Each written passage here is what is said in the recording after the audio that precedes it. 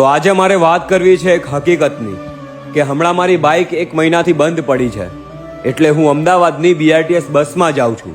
પણ એ બસમાં મેં દ્રશ્યો કંઈક એવા જોયા ને, જે દ્રશ્યો જોઈને મને છોકરો હોવાની શરમ આવી ગઈ. દ્રશ્યો કંઈક એવા હતા કે બસમાં ઊભી રહેલ એક એક છોકરીની પાછળ એક એક છોકરો ટચ થઈને ઊભા હતા અને એની છેડખાની કરી રહ્યા હતા.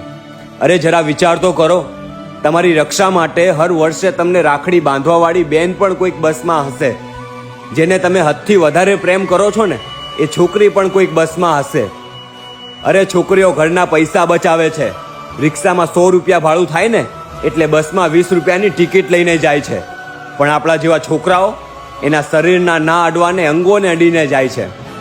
અરે હું તો છોકરાઓને એક જ વાત કહેવા માંગીશ કે આપણા હિન્દુ ધર્મમાં છોકરીઓને લક્ષ્મીનું રૂપ કહેવામાં આવ્યું છે, પણ છોકરાઓને કંઈ નહીં. તો ચાલો ને સાથે મળીને કામ કંઈક એવું કરીએ કે છોકરીઓના મોઢેથી પણ શબ્દ નીકળે કે છોકરાઓ પણ શ્રી રામનું રૂપ છે.